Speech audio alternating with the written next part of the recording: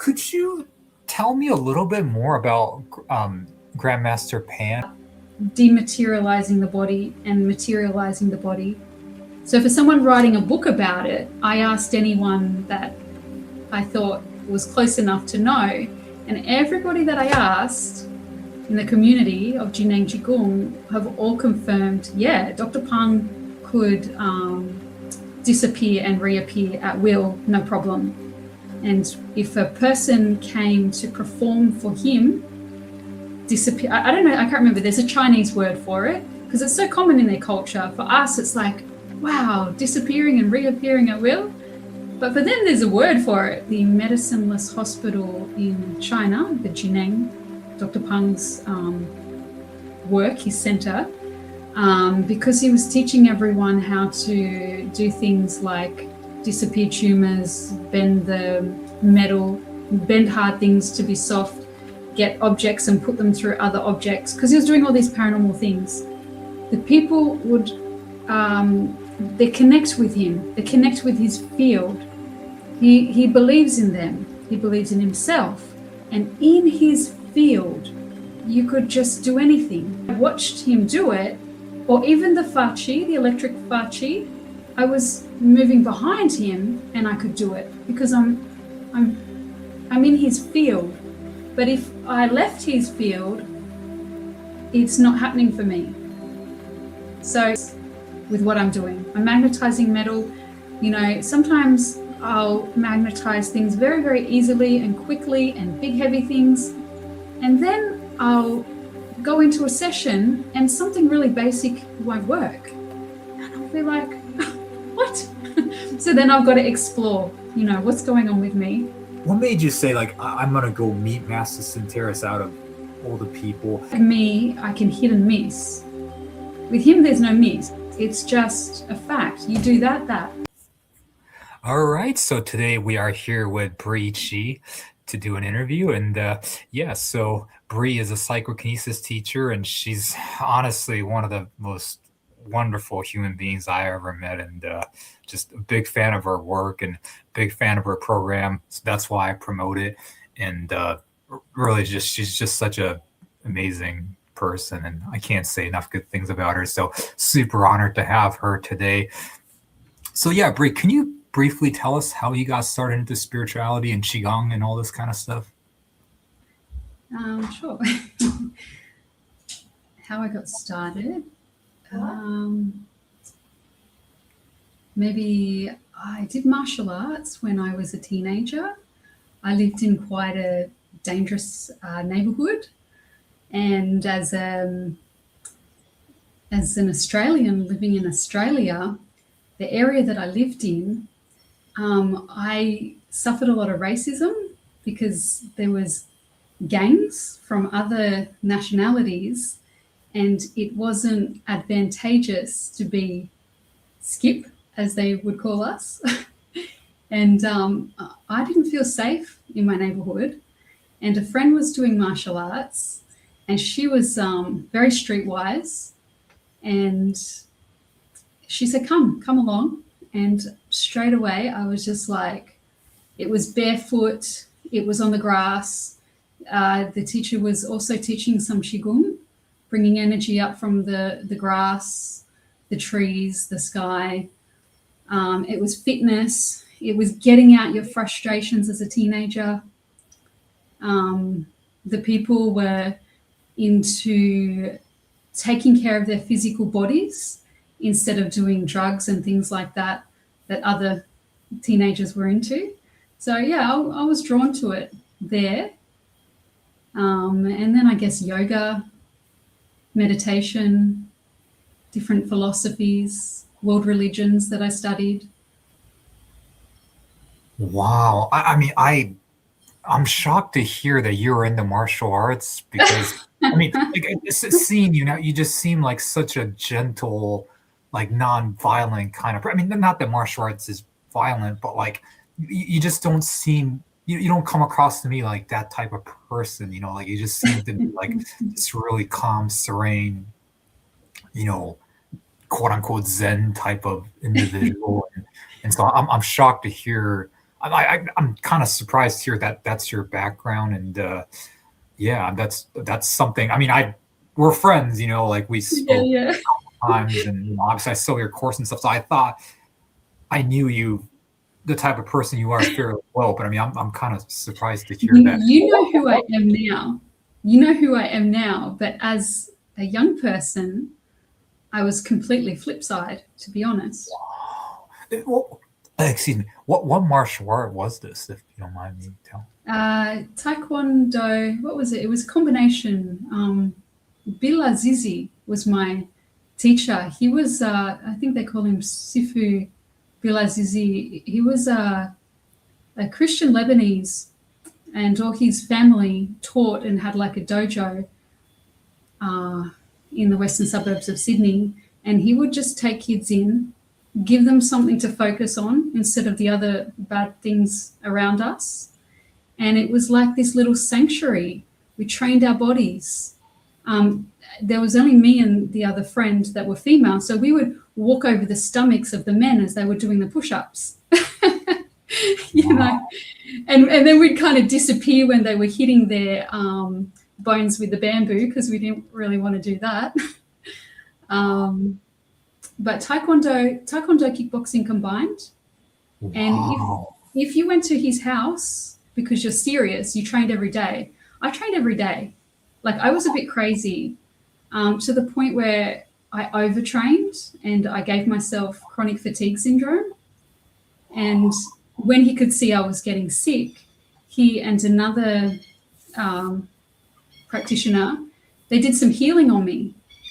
And I was really, that was my first experience to that as well. This martial arts, Qigong, healing. And he used to talk about his master that did, now I can't remember the things that he did, but I can remember at the time going, wow, because they were paranormal things.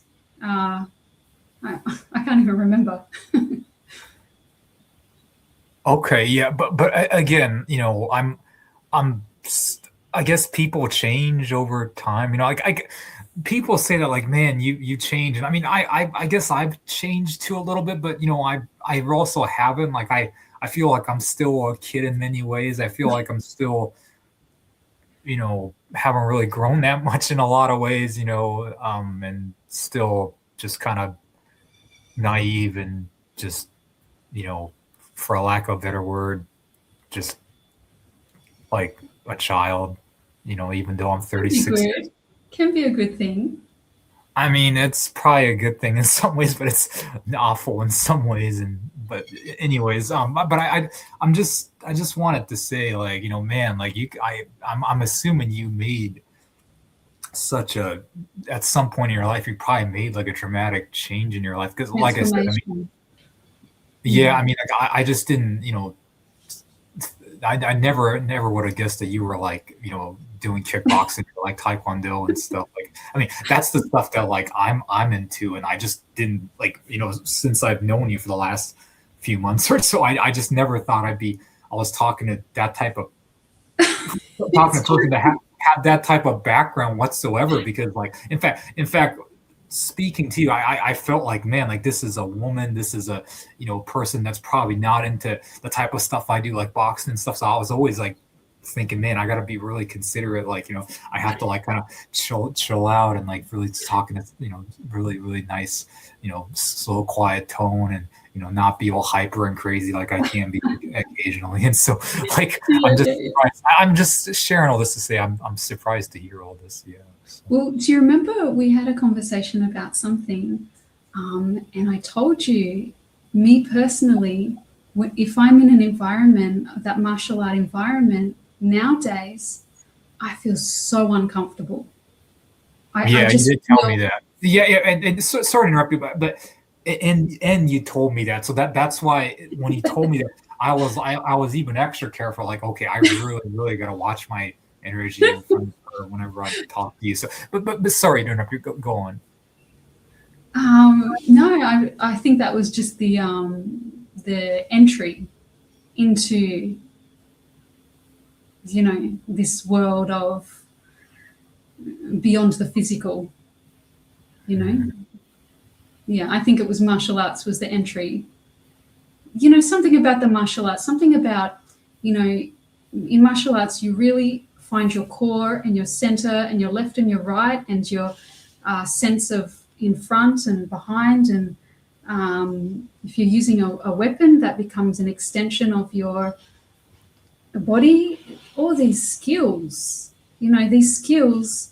And then you see other people that are more advanced doing impressive things, and just that interest to develop willpower and discipline. I think it comes down to discipline. If Yeah, you,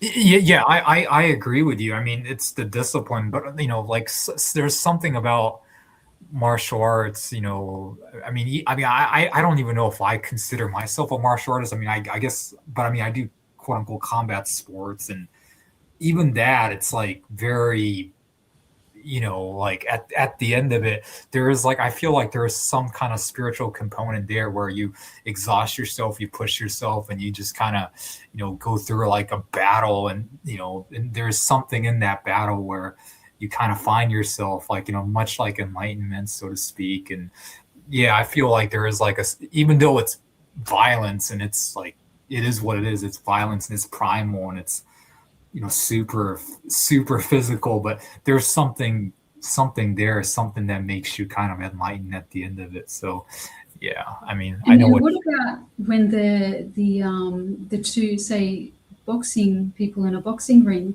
What about at the end? I can't believe that I actually used to enjoy watching um, back in the day. Now I can't stand watching someone hit someone. But back then I actually was interested in watching, because I just saw it purely as sports, just sports. And what I'd love watching at the end, when the two competitors would, do whatever it is, do this or do whatever, shake hands or hug or whatever the thing was, that it was like, it was just a play. They have so much respect for each other. Look like they're trying to harm each other. And at the end of it, there's that heartful, even in a kid's soccer game, I watch my son play soccer. They complain all through it. These guys, they play dirty, they pushed me over. But at the end, they shake every single person's hand, Yeah, so sorry, totally off topic, but you Yeah. guys call it soccer there? I mean, in America, Oh, I yeah, thought. yeah.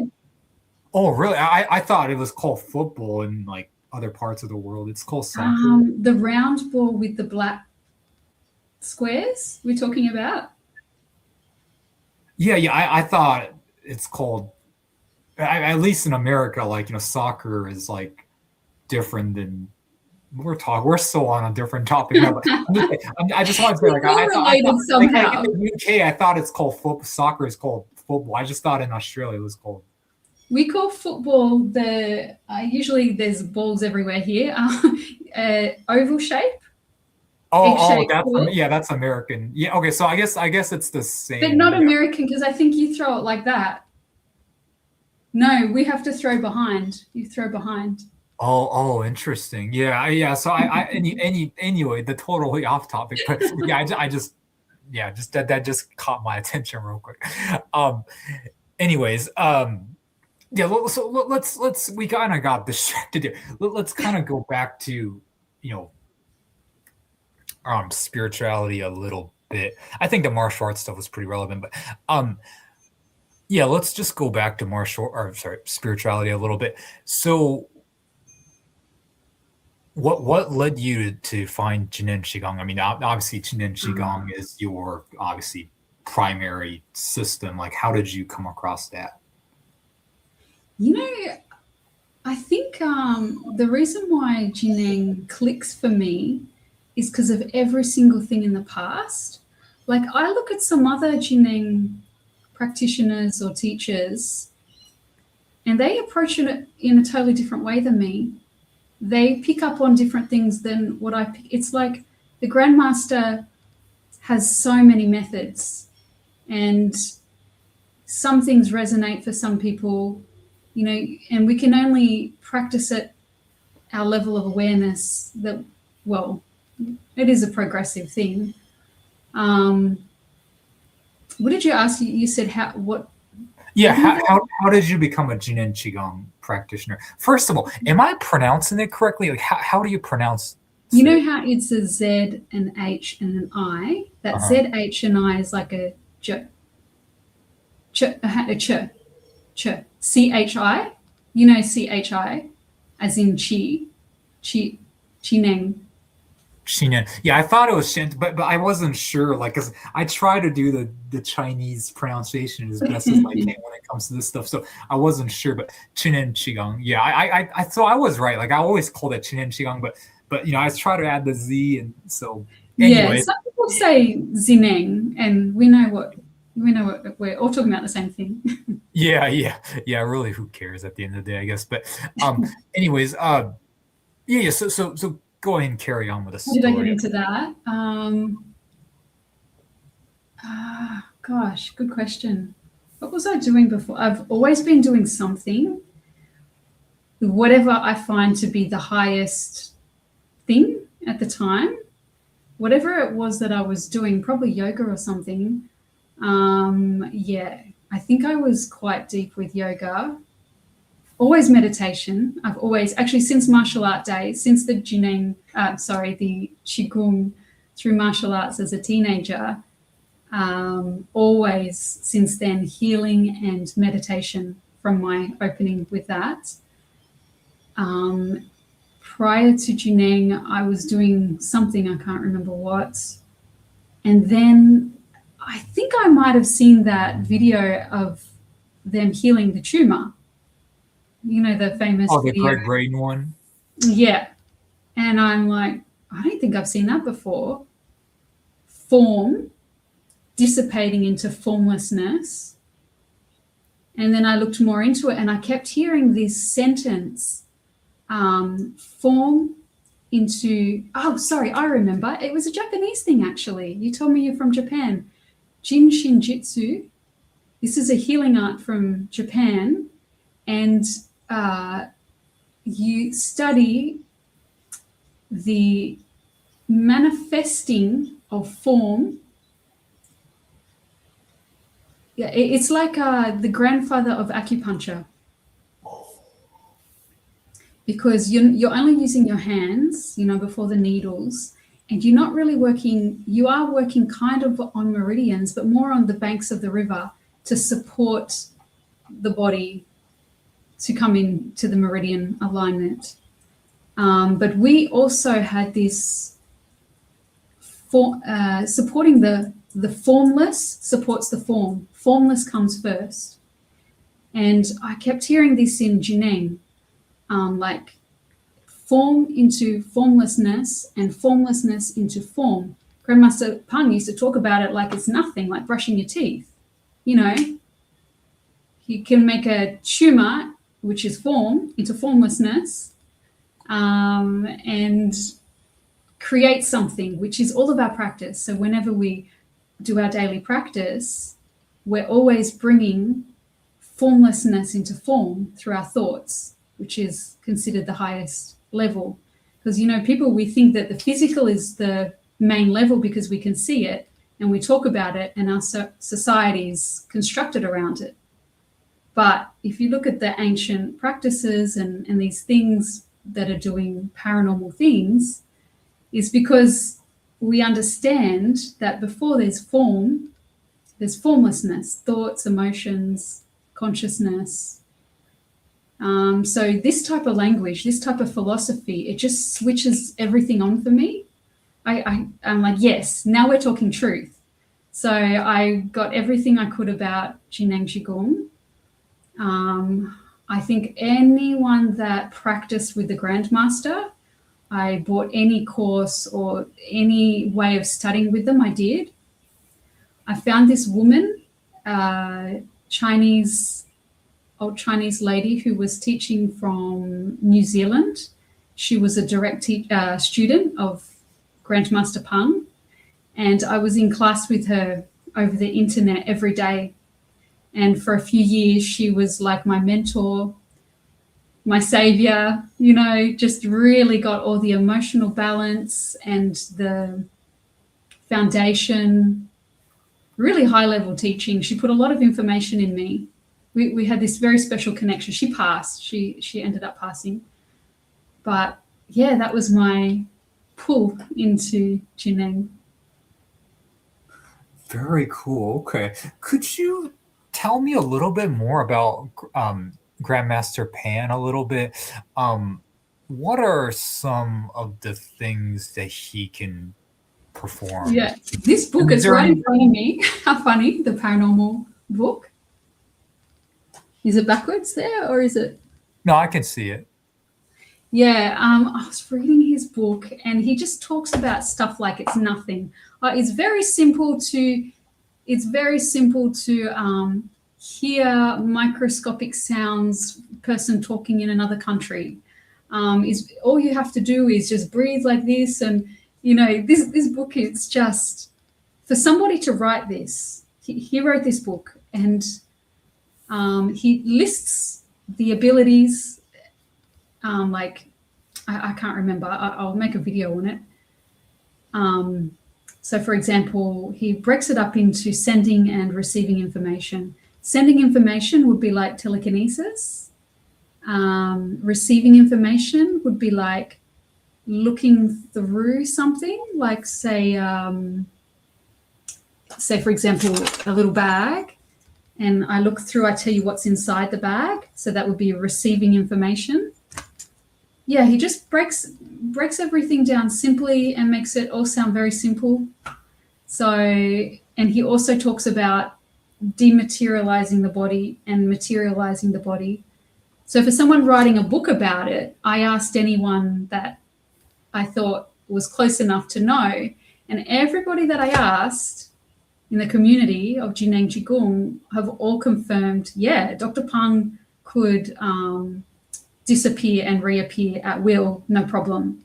And if a person came to perform for him, disappear, I don't know, I can't remember, there's a Chinese word for it, because it's so common in their culture. For us, it's like, wow, disappearing and reappearing at will.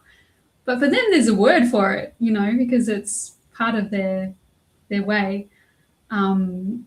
If someone would come to perform, Dr. Pang would know if they were actually doing it right, or so if he's talking about it in his book and he's the judge of, students doing it, I'd say that would probably be his highest level of. Depends. One person thinks that that's really amazing. Someone else might hear something else and think that's a higher level. I think it's based on opinion. Yeah, certainly. Jin Qigong isn't. I don't think it's I don't think it's like the predominant energy Qigong system in America at the moment. I can't speak for other parts of the world, but it seems like it's really big. I mean, there's a presence in America for sure, but like, it seems like it seems to be there. In other parts of the world, it's like really there's a strong community there. It seems like from my research and from my observation, which is quite interesting to me. But yeah, it's a very powerful system. Like, is there a lot of like movement based stuff and like Yeah, I'll tell you. But do you know what? When you were saying that, I was just thinking, it's not that big, and I can see why, because we hear people that I don't even know the names. I don't want to say the names of different Qigong schools and things, but they have advertising, and it's westernized. If you study Jineng, it's not westernized. They don't generally have our level of resources, like a Western expectation. They don't meet our expectations. Like, it would take a certain type of practitioner that would go to a Jineng function with the Chinese masters and be satisfied. Your Western mind, we have certain things should be at a certain living standard, teaching standard. It's very old school, and especially as an Australian, we've got all these policies and procedures, and generally have a lot of expectations. If you went somewhere, you would expect a certain structure, and it's not like that. So I could see how people might approach it and then go, oh, and then look towards something that's more westernized and packaged in a more comfortable way. So that's why I think it takes a person that can really see through packaging and go, okay, and someone that can see there's no packaging, it's very raw, it's very obscure, but I get it. I resonate with the truth, and yeah. Gotcha. Okay. No, that's right. You asked me about the movements and stuff. Yeah, yeah. So what it looks like is level 1, which people start off with. The feet are together. The feet are just together, standing, right? And for say 15 minutes, you're kind of doing push and pull, a lot of push and pull, and you're bringing it in from the external chi and bringing it into the body. And doing that, you're breaking down, you're opening up your body chi so that the external chi can come in, intermingle, refine, clear the consciousness, clear out any blockages, develop a sense of an external chi field. That's level 1. First, we want to keep the mind, not keep the mind outside, but connect with the external chi. Develop a relationship with your chi field. Heal your body, and know how to open up your centers, your dantians. And then once that's quite, say you've done a 100-day gong or something like that, and then you want to move on to the more physically demanding, then there's more like, physical movements and bending down and things. But still, the feet are side by side like this. So it's not like, at times, no, we do step the feet apart a bit, but we don't walk around for those 2 methods. There are walking, there's Tai Chi ball, sitting, straight leg sitting. There's a lot of methods, but generally it looks like, if you see a Jineng practitioner practicing, they'll generally look like they've got their feet together and they're standing. Gotcha. I've started practicing on the trampoline. There's a huge trampoline in my backyard. My big kids like to jump on it. And I heard another, Mark Rasmus, I heard him talking about practicing on a gym ball, the Pilates ball. I don't have one of them, and I got the idea, I'm going to stand on the trampoline and just do my Qigong form on the trampoline. Amazing. The amount of energy. It's just, I feel like it's double the practice. That's awesome. I'm so glad to hear that. When I think of, it's not like I know all the Jinin practitioners. I only really know you and Lao, but there is a channel dedicated to Jinin Qigong, and I've seen some of them, and it's just the vibe I get from you guys is just soft, righteous, like, very gentle, really just clean energy, pure. I mean, it's just, you guys have really, really kind, and you guys just seem to have very clean energy. Is that a big part of it? And is that like a huge emphasis on that? Because not for me to diss on the Nigong scene, but like, that scene is a lot of like, electricity and hardness, and it's like more masculine. It's more like that type of energy. Not that I'm saying it's bad. It's just, I sense a different kind of energy from them, where they're pursuing more power, or they want to do fachi and just shoot electricity out, whereas you guys seem to be just much more soft. Yeah. So Which can you talk about that a little yeah, bit? That's the definitely. vibe I get from you guys. Yeah, you got the right vibe. So the idea is we want to become universe. We want to open not just our minds, but you literally open your body, open and merge with the universe. And it's soft, especially when you refine it. When the mind's really busy at the beginning, it's kind of a rougher kind of a chi. But the more you practice, the chi becomes softer and it softens your body. Like my body used to have so many knots in it, like knots, and it's softer than it ever has been because the chi, it actually softens the body.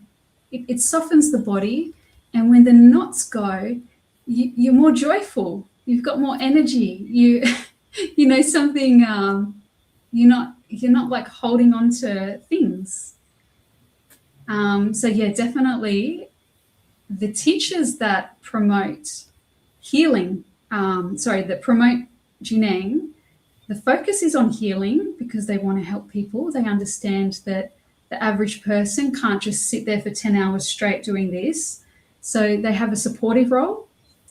And usually people come to this because they've tried medication, they've tried operations, they've exhausted their resources, they maybe have a life sent, the doctor's given them life, tell them they're not going to live much longer or something.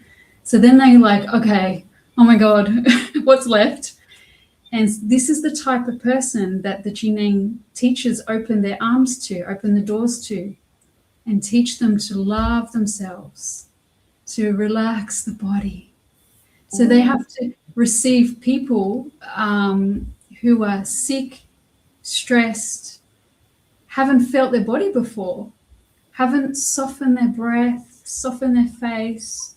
So yeah, you're right. It's a lot about heart opening and softening the body, coming back to the true self, that child within, the happy, playful child within.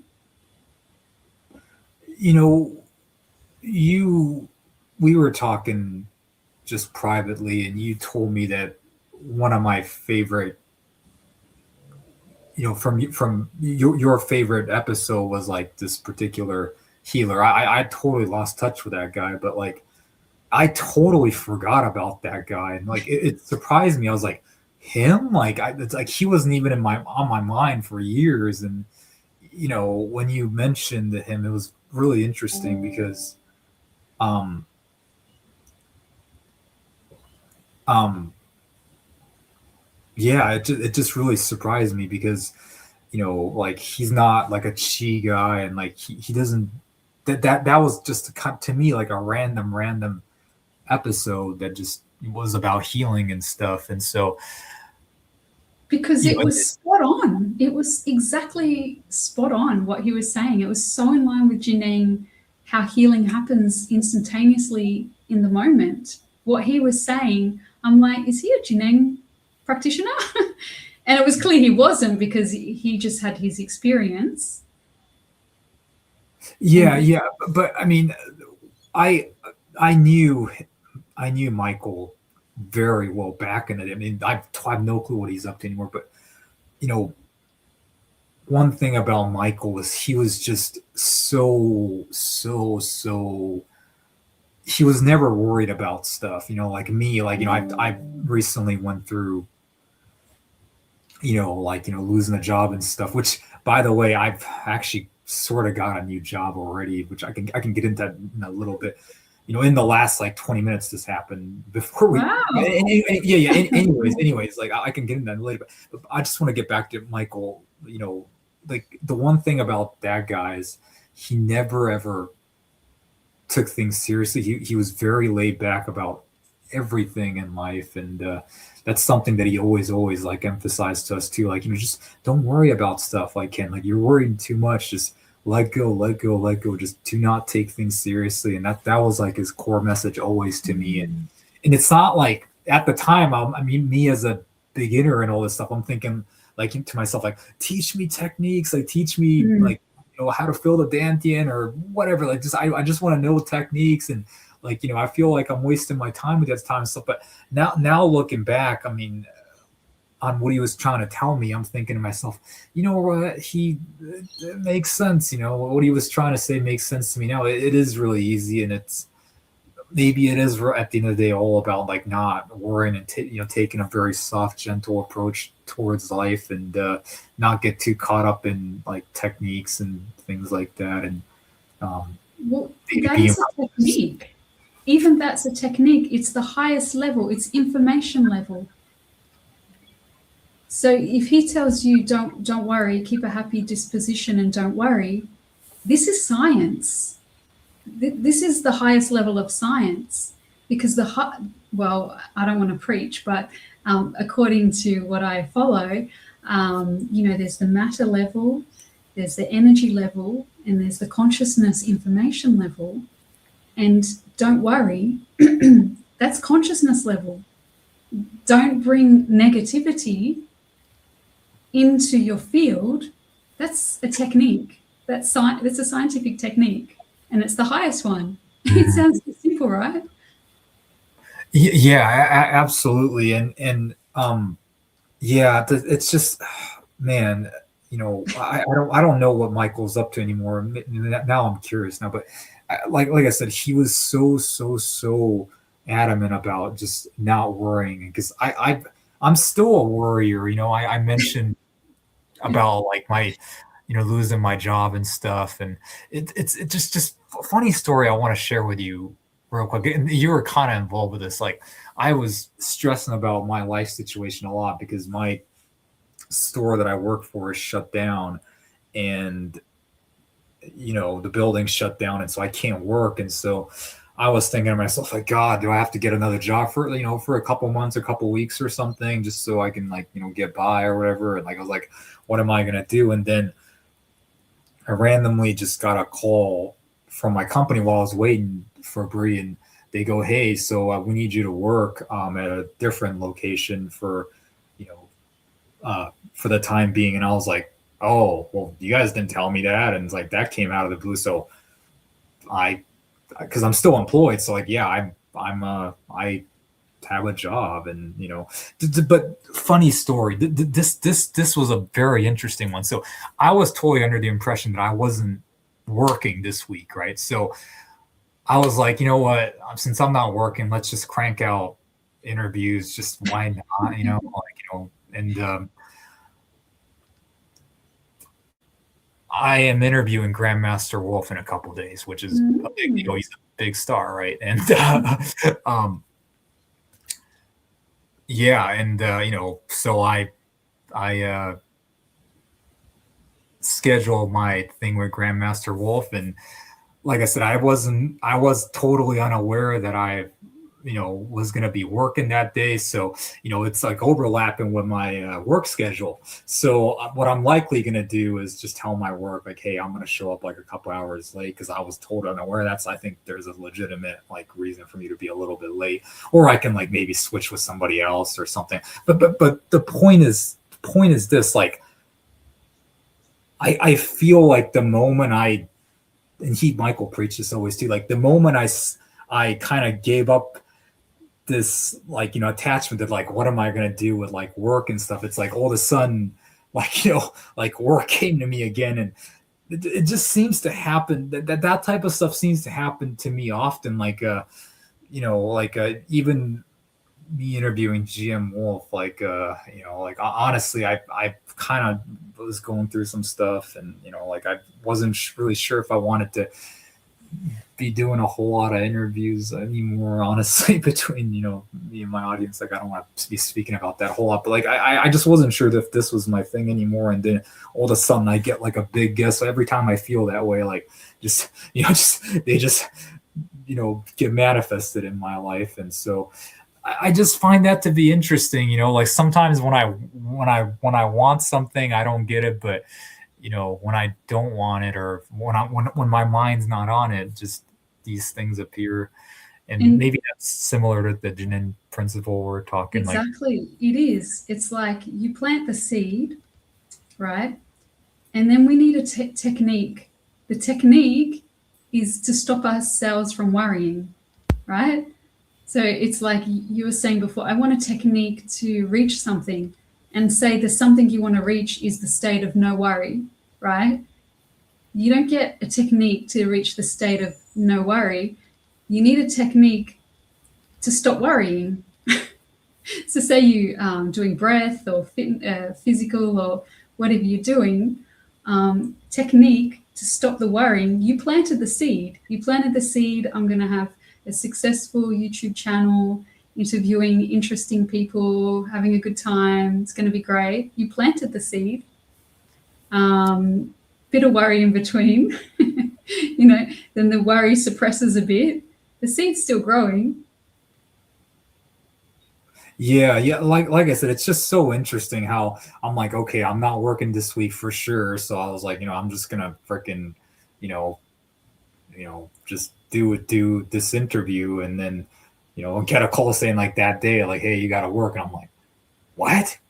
Like and especially in the last couple minutes too, like, before, a couple minutes before we had this interview and stuff. So it's just really weird how reality works. And I think, not to brag or anything, but I'm a pretty, I would say I'm a pretty decent energy practitioner, and so I think I sometimes manifest things I don't like. Sometimes I manifest things I do like. And it's just, I mean, I have all these weird synchronistic, or, whatever you want to call it. I have these weird manifesting experiences, and so I think I just need to remind myself, like, I just need to just not worry and be clear headed and stuff. And, Yes. I mean, maybe sometimes it is okay for me to worry, because sometimes in the worry, like, I get to the point where it's just like, oh, F all this, and in that F all this moment, like, things happen, like, so, I mean, I don't know. It's kind of, this subject is very complex, but And it's fun to explore. Like, it's fun to like work it out and look at it, and just have yeah, fun with it. We're always manifesting all the time, whether we plan it or whether we don't plan it. So, yeah, and then it's just examining, that's how it works. yeah, definitely. Like, we're scientists discovering how reality works. Yeah. Like, how reality works is so weird. It's so weird. I mean, it seems like whatever we are attached to, we don't get, but whatever we're not attached to, we do get. And Yeah. like a lot, like all religions, all philosophies talk about, spiritual, philosophies talk about that. It seems like the core message is just, let go, become your original self, like, don't, non-duality, don't be attached, like that type of thing. And it's true. It's really true. Me as an interviewer, I get so caught up sometimes in, like, I want the techniques and stuff, but, like, it's just some and it's hard to let go of that type of thinking, because there's people that are unlike you who are very much into, like, the specific sciences and stuff. And when I talk to some of those people, I'm always in awe, like, man, like, these guys know so much and I have so much to learn. But when I talk to people that are more just simple and, like, taking a very, very simple approach, I feel like, man, like, maybe I'm overthinking stuff a little too much sometimes, Yeah.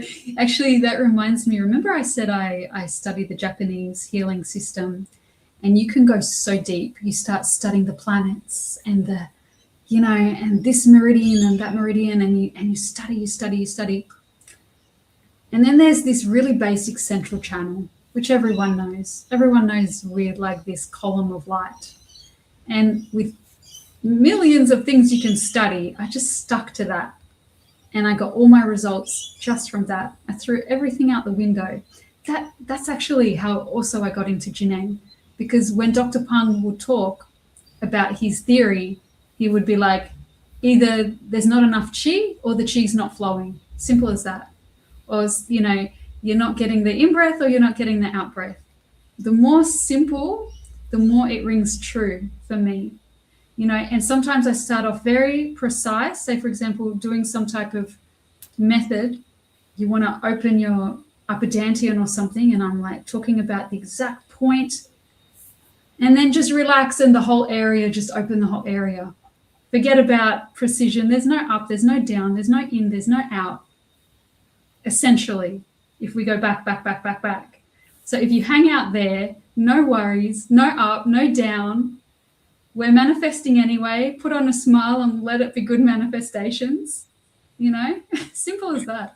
Yeah, yeah, and well, like I was telling you earlier, Bree, I'm not gonna lie to my audience and anybody. Like it's just I really am a worrier, and like I worry a lot, and I'm always like stressed, and I mean, I really am, and like I'm trying to change that. That's one thing I'm hoping to change about myself this year is I'm hoping I can become more just not a worrier, and I'm can become more playful, and I can stop stressing, and like that's something that I know I got to work on, and I don't hold back on that aspect of myself to my audience. Like I worry a lot, and like I do, and I know it's not a good quality of mine. So Is there like a trigger? So one, you've identified that you unnecessarily worry.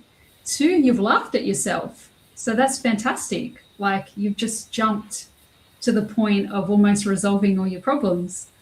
Is there a third point, which could be this like little message to yourself, to your subconscious mind, to your conscious mind, where when you see yourself unnecessarily worrying, putting manifestive information that you actually don't really want to bring to yourself, is there some type of like code word or, pressing the fingers in a certain way, some type of message that you give to yourself and you're like, oh, I'm doing that worry thing.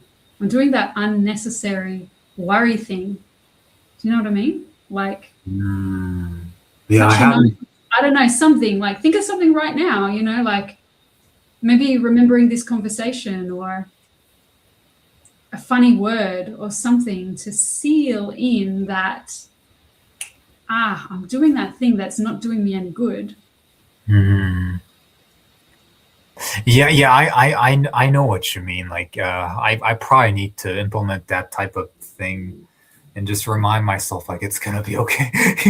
Like yeah. I mean, I don't know about you, but I mean, I hate to use the word trauma, like because I feel like that word is so overused in the West, and like I look at kids from like Africa or something, like that's trauma. Kids from like the Middle East, that's trauma. Like I mean, with that being said, I mean, I experienced what I experienced in my life, and that led me to have the belief system or the type of thinking that I do, and it's just hard to reprogram that sometimes because I've Yeah. been through. I wouldn't say I.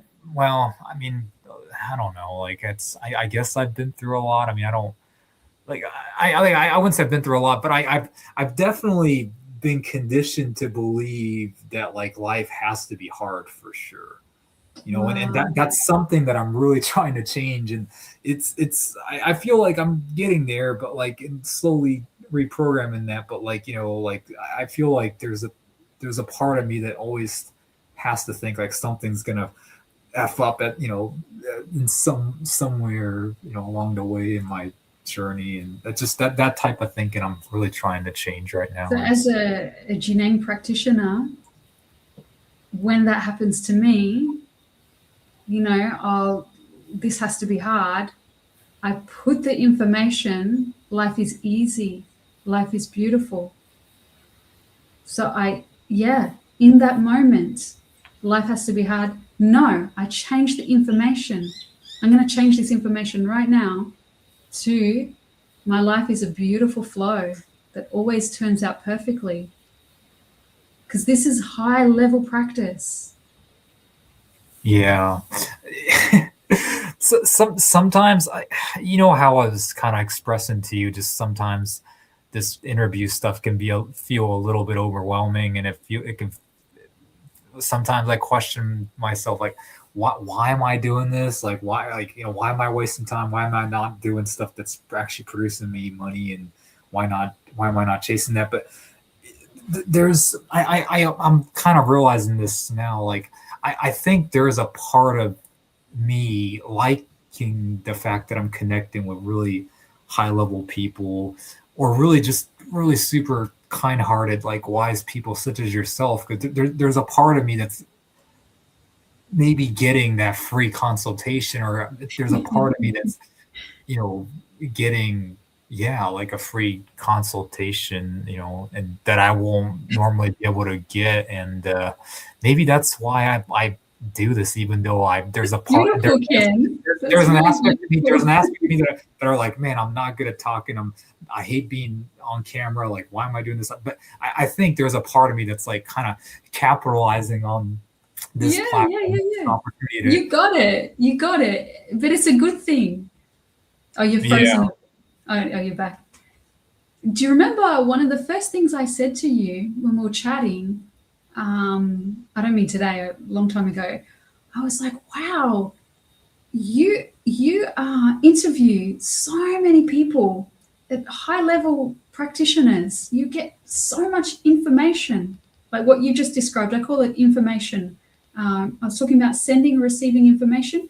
You're receiving a lot of high information.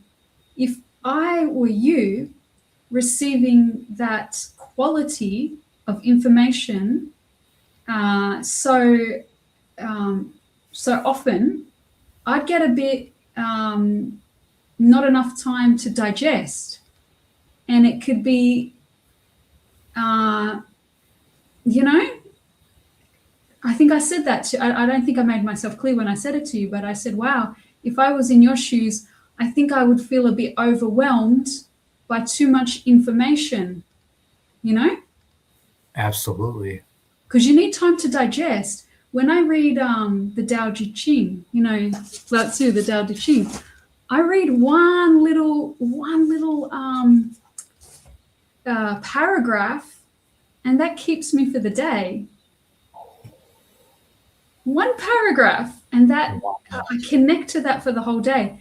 You're doing like interviews that go for a really long time, and you're doing them regularly. So much information. You've got so much information coming in, and sometimes the people you interview, and then straight away you'll interview someone else who's saying quite different things. Yeah.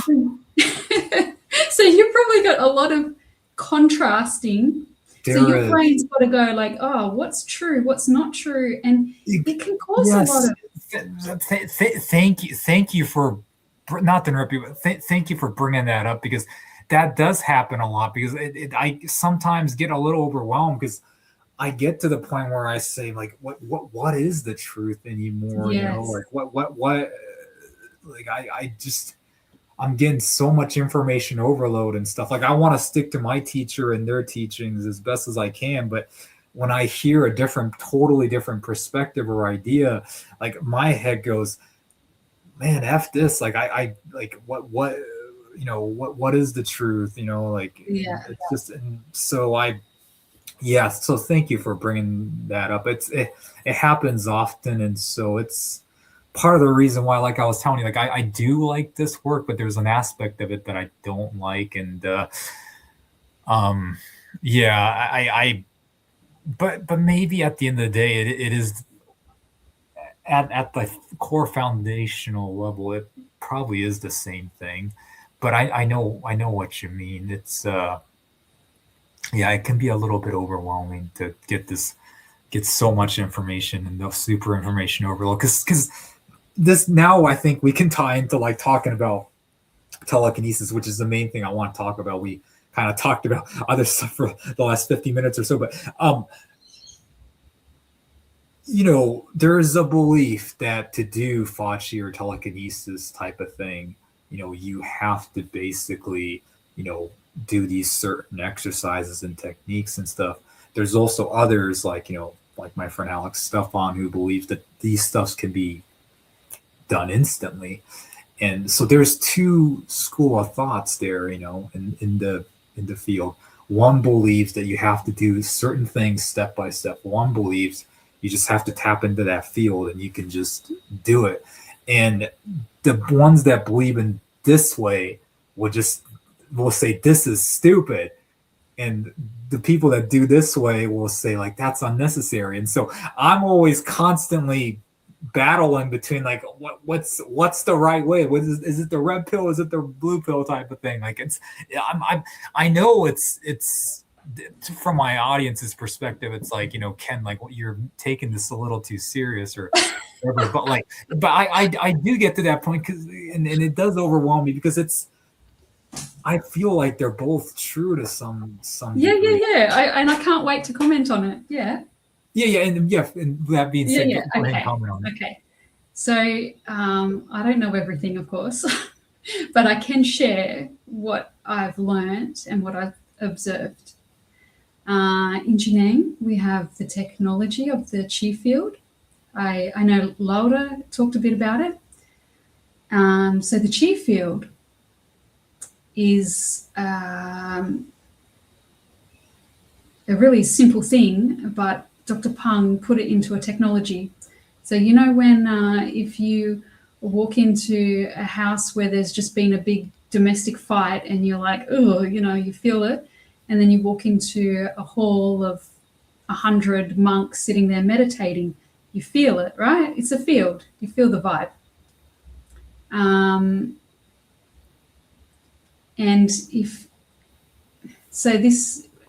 this vibration, the field has vibration, and people that are doing something, you can imitate them and learn from them in that field. For example, in the medicineless hospital in China, the Jineng, Dr. Peng's work, his center, because he was teaching everyone how to do things like disappear tumors, bend the metal, bend hard things to be soft, get objects and put them through other objects, because he was doing all these paranormal things. The people would, they connect with him, they connect with his field. He believes in them, he believes in himself. And in his field, you could just do anything because the field is so strong. When I went to China and I went to the retreat with the teachers from the Xi'an Center, the major center of Jineng, crazy stuff happened to me in the field. It was the field. Like, I mean, weird, crazy stuff, like embarrassing, weird, like, like my body doing weird stuff.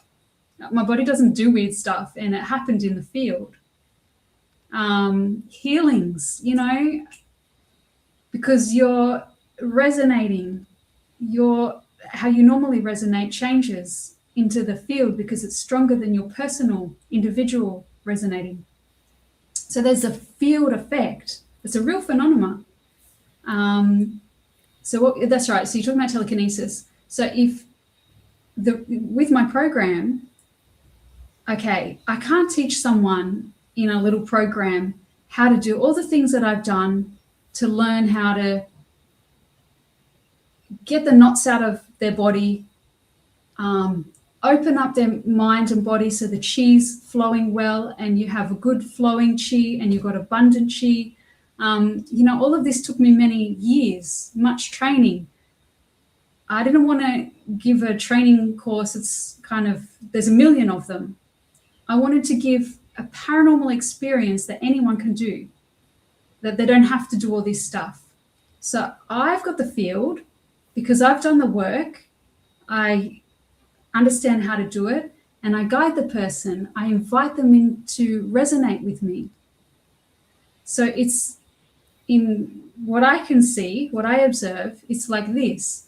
Yeah, you can go the path not alone, like you're not alone because you are being taught and whatever, but there's a practitioner that goes that way and they do it, and they can very easily hold other practitioners to do what they're doing. For example, when I'm alone and I'm doing a standing posture, say I hold it for 30 minutes, but when I stand next to the practitioners from the Xi'an Center, maybe I could stand there for hours because their field is holding me. So there's this field effect. Is that what we did that cover what we were saying or not? I think so. Yeah, but the you know it's yeah. I mean, I do always feel like I don't know. It's just like this world is kind of set up in a way where sometimes you do have to do the hard things in order to find this maybe so you can get to the point where you kind of can get to the state of mind where you can kind of let go, and then it kind of manifests type of thing. And so like maybe doing a little bit of both is necessary. I don't know. Yeah, actually, yeah. Then I wanted to point out I learned a lot by meeting Master Senteris. I learned a lot about what we're talking about right now, this topic that we're talking about right now. Does the practitioner have to do all of this, or can they just do it? I learned a lot about this topic from him, from observing him. So his level is just, he can just do everything regardless of his state. Like I've said things in my videos, I've watched him eat a lot of meat, like if I eat a lot of food, I can't do much. My energy is digesting the food. He can do anything. He can eat a lot of food and then still be just like, for him sticking something on the wall, it's really nothing. He's kind of almost eating and doing it at the same time, because that's his training level. And because I watched him do it, or even the fachi, the electric fachi, I was moving behind him and I could do it because I'm in his field. But if I left his field, it's not happening for me. So it's his field that's carrying me, sticking things on the wall after doing it effortlessly in his presence. And then I can remember at the airport leaving, I got my passport and I just assumed my passport was just going to stick to the wall. I'm like, oh. And I messaged Vivi, his wife, who I get along well with. Oh, my passport's not sticking to the wall. She said, now you've got to practice. Now you've learned, now you've got it, now you practice. You got to practice. So we can get the experience. It's the same with my course. I give people the experience, right? So they've done it. They know they can do it. Now you can do it on your own. You can practice on your own now. You've had the experience. You've been shown how to do it. You've had the experience of actually doing it yourself. And then if you want to get to Master Senteris level of being able to just do it under any circumstance, that's a lot of practice. Excellent. Yeah, that was a wonderful explanation. So let's talk about your telekinesis. You call it psychokinesis, right? I mean, the only reason why I said that is because if you say telekinesis, people are thinking of touching things, moving things without touching them. But psychokinesis covers everything. Yeah. I like to refer to you as a psychokinesis teacher, and that's what I prefer it too, because you do the magnetized metal thing. Because I think it's good to have a distinction between that and the psi wheel stuff. So let's talk about your experience with that. Like, what was the moment where you knew you could just magnetize metal? When you train to be a Jinang teacher, well, if you really train through the China Xi'an Center, part of the training is these paranormal experiments, because these are very mind-opening,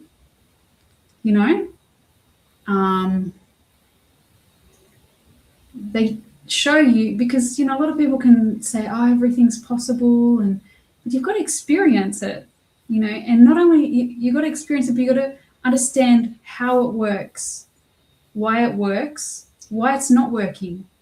You've got to have some understanding of it.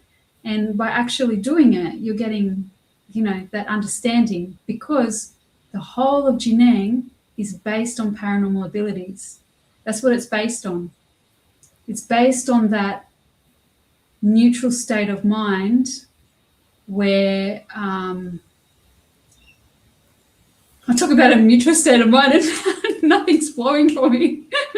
I'll just go there and we can be in silence. Dr. Pang talks about matter turning into non-matter and then back into matter, like this process of merging and transforming, and there's this window in the process before things separate into yin and yang.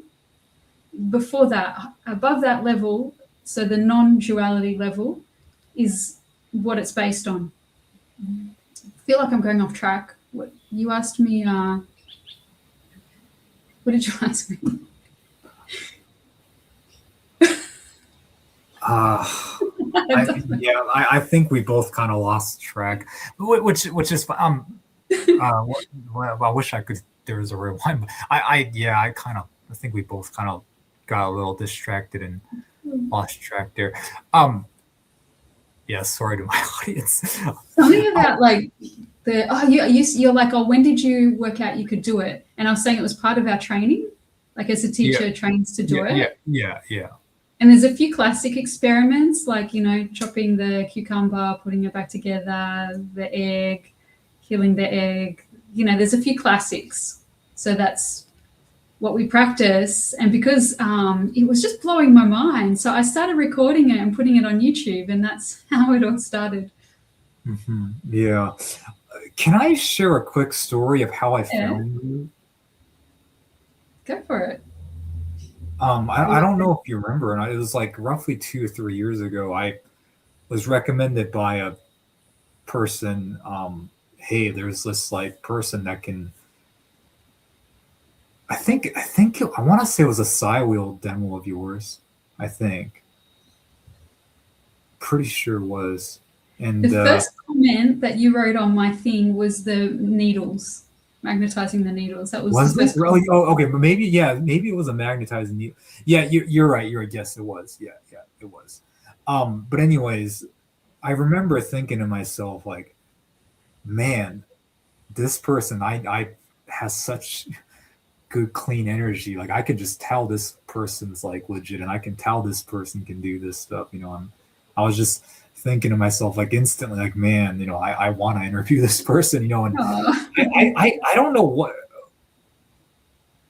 know how we became like Facebook friends and all this kind of stuff. I think you became really involved with Master Senteris, and so that's what really led us to get closer. I think we were talking before that. Really? Were we? Yeah. No, Master Senteris was recently. We were talking before that.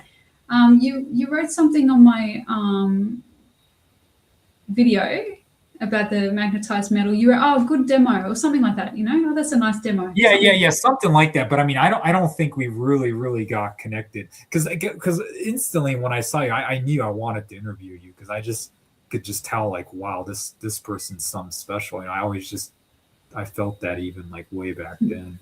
And so, yeah, here we are a couple years later interviewing you. But yeah, I mean, that's, you know, I just knew you were someone special, and I wasn't wrong at all. Tell me about your experience with Dahlia and how Dahlia became involved in your little circle. Wow, that was just so amazing. It was so unexpected. Where did I hear I had never heard of the Psy games before. I hadn't heard of that. I think it might have been maybe on your channel that I heard it or something. I can't remember, but I heard Psy games.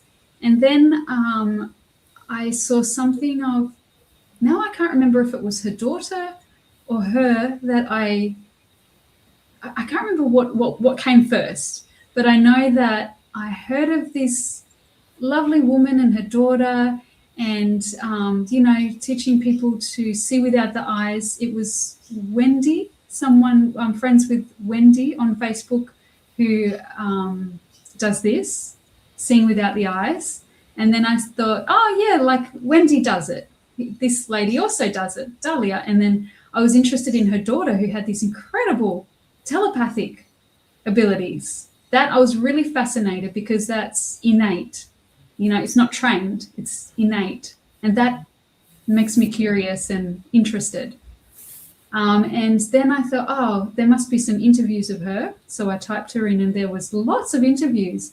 And when I watched her on interviews, I thought, oh, she's beautiful. Like a very, you said about me, you felt I was a clear energy. Same with her. I felt, oh, what a beautiful person, you know? Yeah, she really is, and yeah, she really is. She's just such a good person, and her energy is so clean. And I, I, yeah. So go ahead. Yeah, so I got that, and I was like, and you know, we're like this. We radiate, and we're pulling information, and we're sending information. I didn't just send any information. I just held that this mother and daughter are very beautiful people, and I love what they're doing. So it was just a moment of appreciation, you know, for these beings. And then next thing I know, okay, it was in the evening, I was watching her in an interview, a channel I didn't even know. The next day, I went onto my System.io is the platform that hosts my course, and there's her name in my course, like as enrolled participant.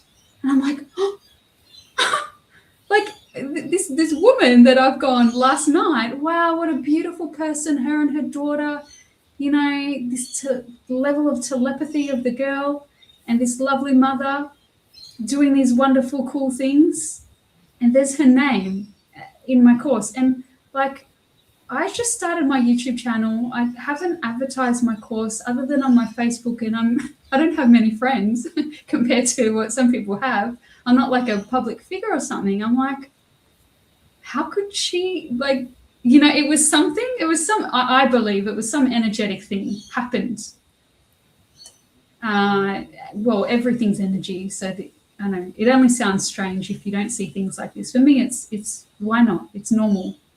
I'm holding this person in respect, and then her name is there in the course.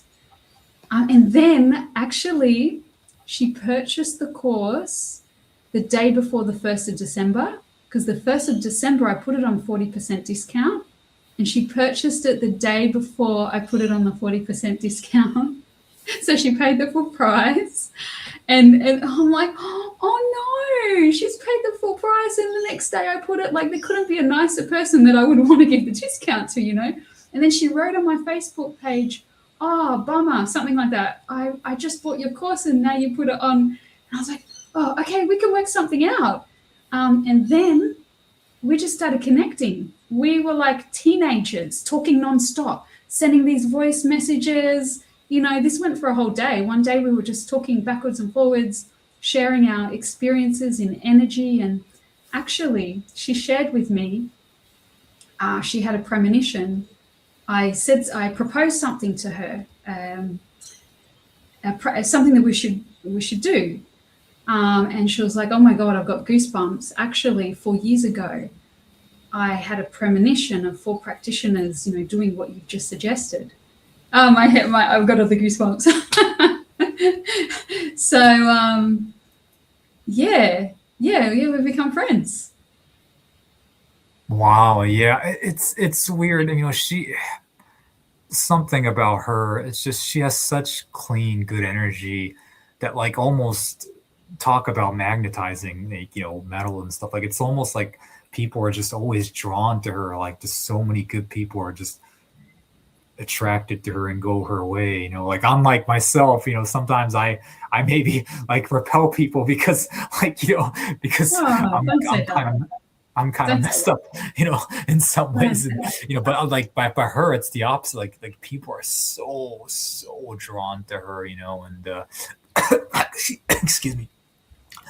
And I feel like really need, even like, she's one of my best friends, and I feel like I just really need to emulate her way of being, and like she always talks to me about just how effortless it is for her to achieve abundance and like, you know, abilities and stuff. And it's so true. Like I really need to embody that way of being. And so like I really need to change my way of thinking. And so yeah.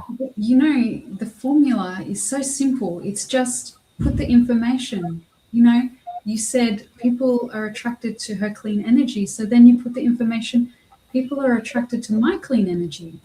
Simple as that. People are attracted to my clean energy. Yeah, you're right. And I really need to just I need to do that. I really, really need to do that. And yeah, yeah, definitely. That's um yeah. Even if I doubt it, I need to do that. Because it's the habitual, you need to make a habit of it. So that it is a process of becoming habitual. Yeah, yeah, absolutely. And I think it's good that I'm starting to hang out, excuse me, more with people like you guys who have like clean energy. I think, I mean, I'm not sexist, but like I feel like women have more of this type of energy, whereas like men seem to have this like predominantly have this attitude of like we got to go hard, we got to achieve, we got to be masculine, we got to do this martial arts type of hard training to achieve things, and that seems to be what I experience. And so I don't know, maybe I need to interview more women. I don't know, so that I can embody this type of like spirit. Well, But I think we do the best when we combine the male and the female. If you're doing something in a group, and it's all females, things can be a bit slow. you know, mm, Put a male in there, and there's a bit more direction. There's a bit more momentum. mm, Or if I noticed, if I enter a space where there's a lot of male energy, you can just tame that a bit just by putting a woman or two in right. the group. So we work best Absolutely. when work together.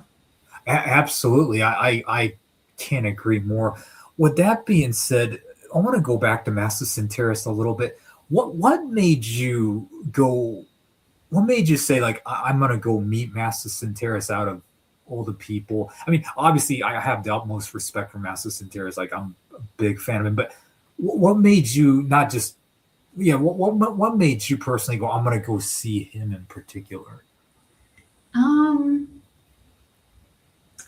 yeah, you know what? It was funny because I had no interest in exploring.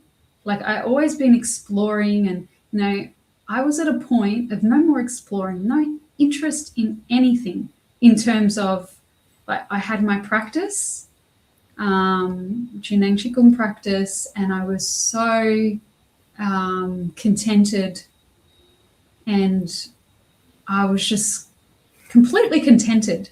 No interest, like if someone say, "Oh, you should see this," I'd be like, "Yeah, whatever." Like I understand how it works. I understand. Yeah, like anything you tell me, it's sensational. It's wonderful. I agree. I'm not cynical, but I understand how it works. So yeah, it's great. But I'm not. I'm not going anywhere. I'm really contented and planted, um, and then someone on my YouTube said his name, and I think for some reason I was like, oh, okay, well, what is it anyway? And I had a look and I saw him doing something. I can't remember what he was doing. He does all these things. And because, of course, he doesn't speak English. So there was there subtitles or not? I can't remember. And I was like, actually, if there's something I'm not contented about, it's that when I do things, I really draw on the field, and I don't always get the results. I don't always get success with what I'm doing. I'm magnetizing metal. Sometimes I'll magnetize things very, very easily and quickly and big, heavy things. And then I'll go into a session and something really basic won't work. And I'll be like, what? So then I've got to explore, what's going on with me. But what I noticed about this guy, Master Senteris, it just seemed like everything worked for him all the time, no question. And I explored and I explored and I explored, and I concluded that's what it's like for him. It's not like me, I can hit and miss. With him, there's no miss. It's just a fact. You do that. And then I thought, okay, so he's obviously got some years on me with his practice. He's a bit older. He's been practicing longer. That should be expected, right? And I explored a bit more, and then I was just a bit curious, and he seemed like a fair person, ticked all the boxes in, legitimate, seemed legitimate. And I was just curious, even though I said I was no longer curious, some curiosity came through because of his consistency. And I sent an email or whatever it was, and his wife, Vivi, responded. And her and I, we clicked. I spoke of Dahlia and I clicking straight away. It was like that with Vivi, Master Senteris' wife. Her and I have this amazing resonance. We're good friends. And we were just conversing emails. It was like as soon as I received hers, she would, we straight away, right back. I've always wanted to go to Greece. I've always had an interest in Greece. There was a lot of Greeks where I went to school, and I always got along with the Greeks. Some families would have these big birthday parties and invite everyone, and it was so much fun, loving culture, very social, happy people, passionate and, good-natured. And I always thought, well, I don't know. I was kind of like, I'm like this in life always. Like if I like something, it's there in the field. Do I really want to pull at it? I don't know. Like I don't know what I want to pull at and what I don't. It's just there. Curiously, let's just see what happens. Next thing I know, everything in my life lined up to almost push me there. Like crazy stuff. There were certain things in my life with my responsibilities that I had to put in place if I would go, which I didn't even look at because I didn't, as I said, I wasn't pulling, but all by themselves, they all lined up. And I sent an email to Vivi saying, this is really strange.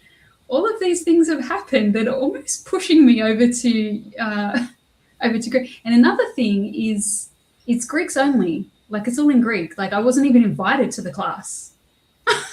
So I'm not even allowed to go to the class. But because we got along so well, and then I, told her that, then she was like, well, I can help you with the Greek language. I'll help you, I'll sit with you. And so I don't know. Yeah, it all just happened that I went there. Was that what you asked me? How did I end up there? Yeah. Yeah. That's a great story. And yeah, his wife seems like I don't know her at all. I mean, I think I've spoken to her like once or twice or something in comments or something like that. But yes, she definitely seems like a really, good person and, seems very wise. Bree, what is your goal on all this? What is your ultimate goal in your telekinesis quest and your spiritual quest?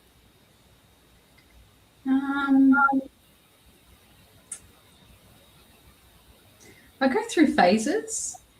Like sometimes there's a goal and sometimes there's no goal.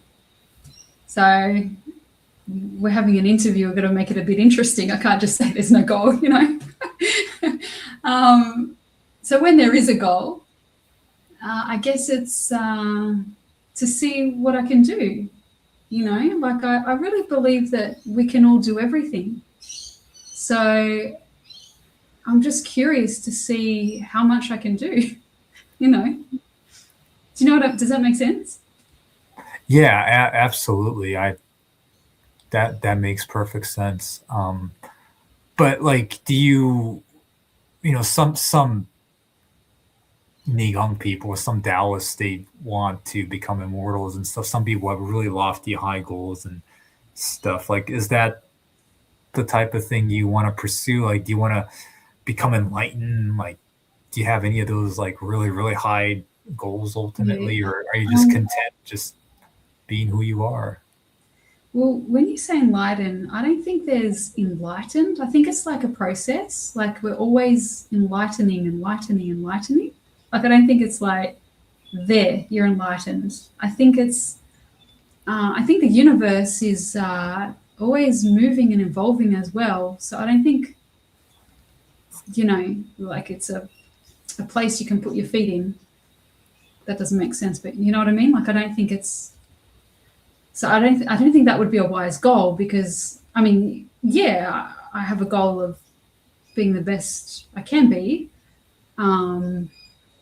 in all levels, just because why not? um, what did you say? You talked about immortal. Well, in terms of the body, I don't think it needs to age.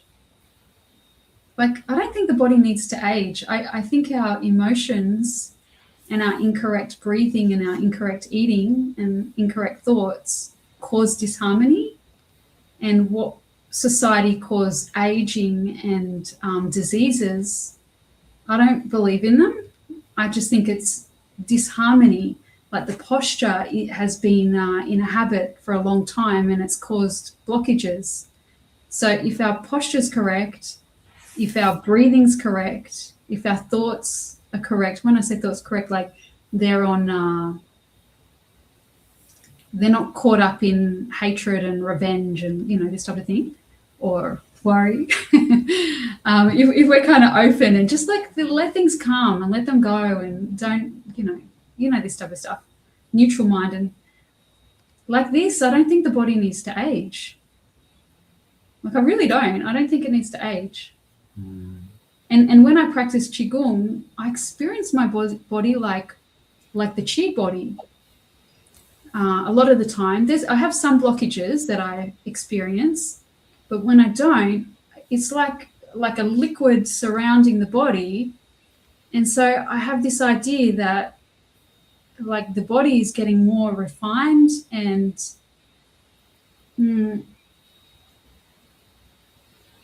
yeah, some experiences I have where I don't think the body needs to go backwards. I believe it can come to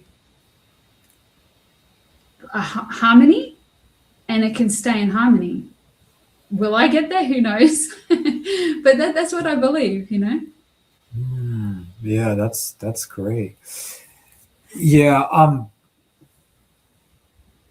just want to ask you one more thing. Lately I've been personally feeling like I wouldn't say I've done bad things, but haven't necessarily done something like I regret making certain mistakes, in dealing with people and stuff, and I still don't really know what the right answers are when it comes to things. But like regardless,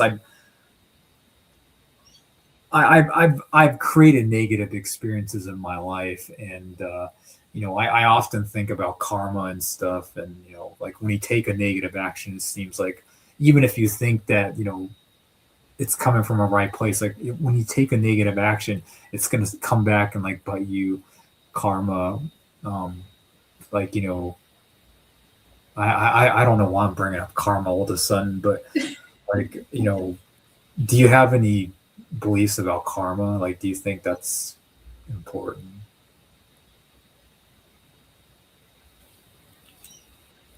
Yeah. Do you want me to talk like without being explicit about like what we were talking about before, like your situation, or just broadly? Because it might be interesting without being. Okay, so we all make mistakes. I believe when we're aware of the mistake that we made, that's almost like a healing of the karma.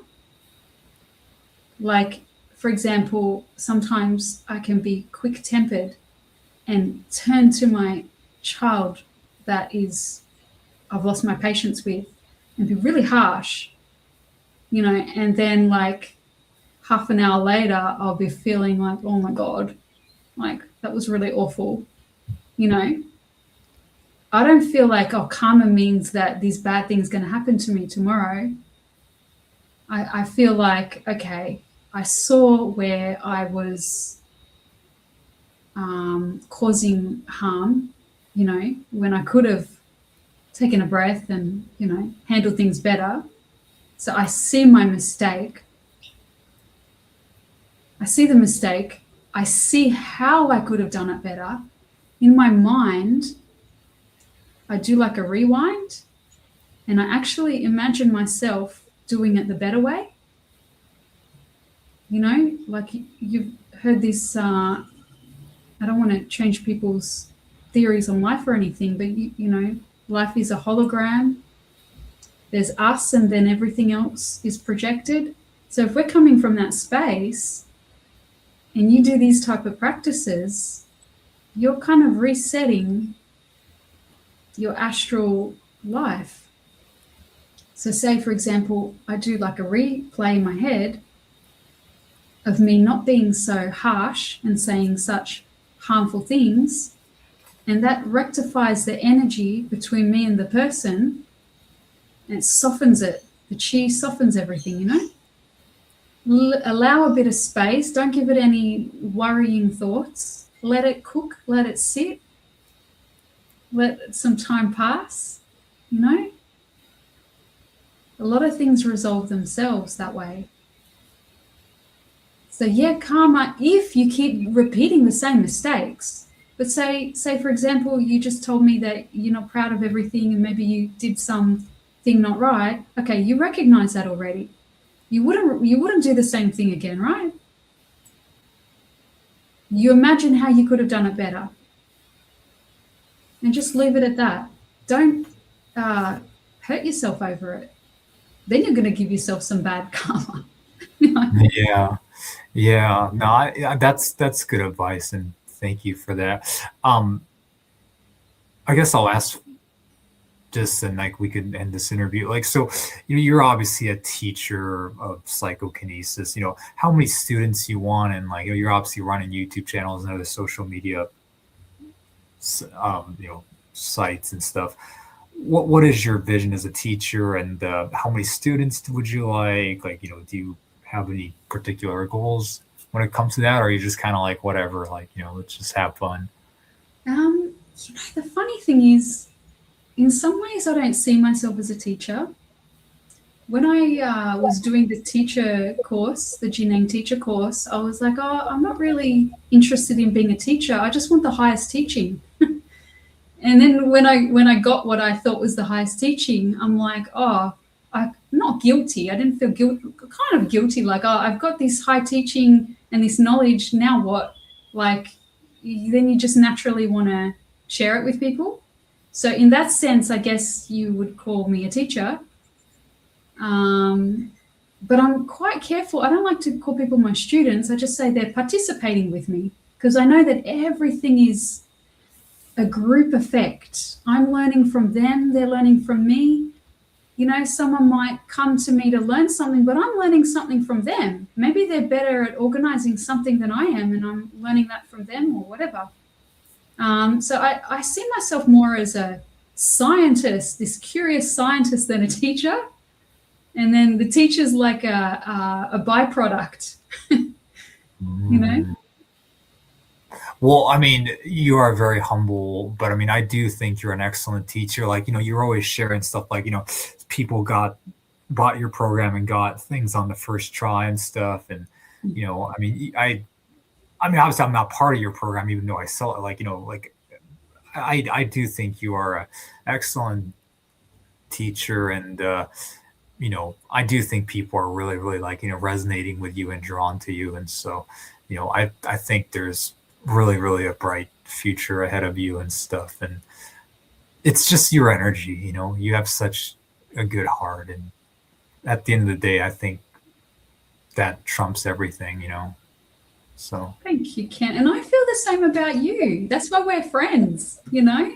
Like, I know you yeah, feel you get yeah, hung up on yourself. You get really hung up on yourself. And I think that's unnecessary.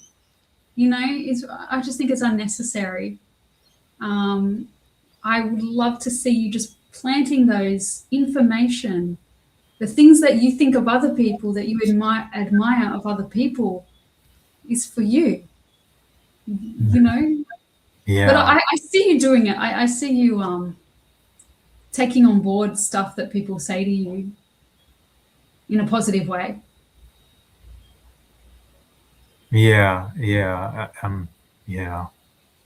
I can't thank you enough, Bree. I mean, you know, I just you're amazing. So okay, so I guess we'll wrap this interview up. So you know, what is your web? I mean, it's in I the don't know. description. You can write You stuff know, in the description I've been a yourself. seller of your course, but like, you know, what is your website called? And yeah, just tell us I what. don't even have a website, but you can put the. I know. I'm not like computer person and that Me stuff. neither. I just want to give people this experience, and so I do the minimal of the computer stuff that I have to.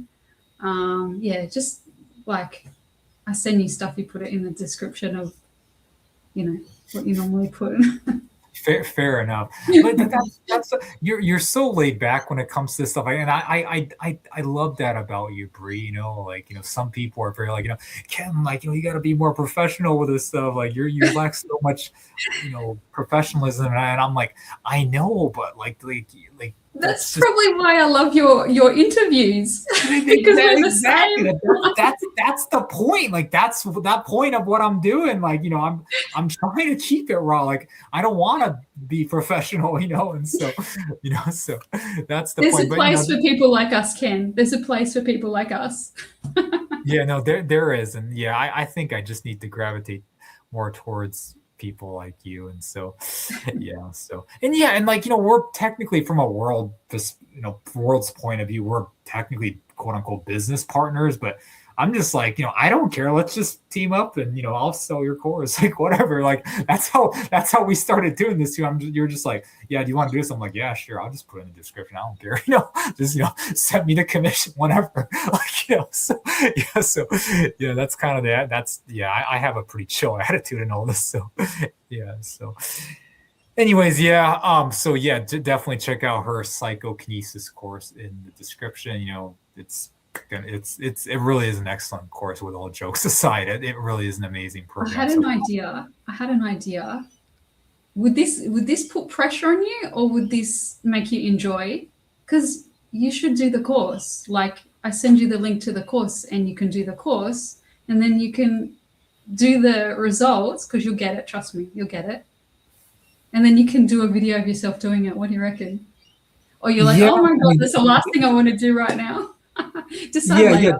it's definitely something I could do in the future for sure.